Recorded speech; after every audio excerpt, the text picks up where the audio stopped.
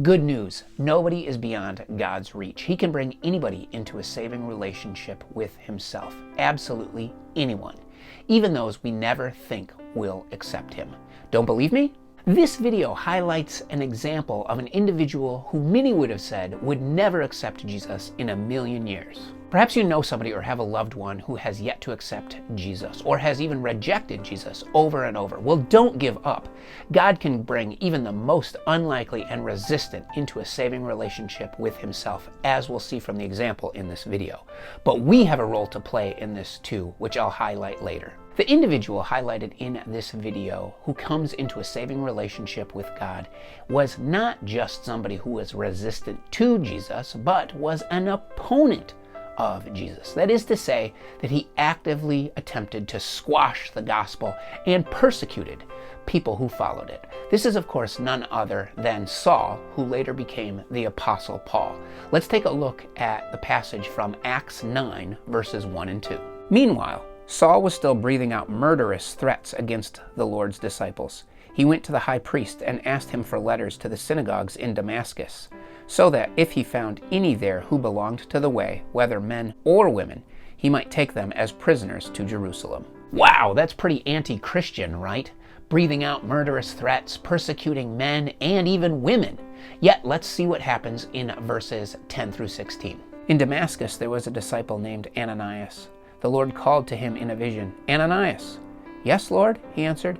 The Lord told him, "Go to the house of Judas on Straight Street and ask for a man from Tarsus named Saul, for he is praying. In a vision he has seen a man named Ananias come and place his hands on him to restore his sight." "Lord," Ananias answered, "I have heard many reports about this man and all the harm he has done to your holy people in Jerusalem. And he has come here with authority from the chief priests to arrest all who call on your name." Look at that. You can tell Ananias is scared of this guy Saul, and as a result, Ananias is even reluctant to do what God's asked him to. Hey God, I've heard of this guy Saul, and he's bad news. But look at what God says in response. "But the Lord said to Ananias, Go. This man is my chosen instrument to proclaim my name to the Gentiles and their kings and to the people of Israel. I will show him how much he must suffer for my name." So this is my favorite part of the story, where God says, this man is my chosen instrument. That's totally unexpected and incredible, right? So never give up. God can call anybody to a saving relationship with himself, even the most resistant, the most opposed to his message. But we also have a role. We need to pray. We need to continue to pray, because prayer is powerful. Look at this passage back when Saul was persecuting Christians. We read about it in Acts 7, when they were persecuting a man named Stephen. Meanwhile, the witnesses laid their coats at the feet of a young man named Saul. While they were stoning him, Stephen prayed, "Lord Jesus, receive my spirit."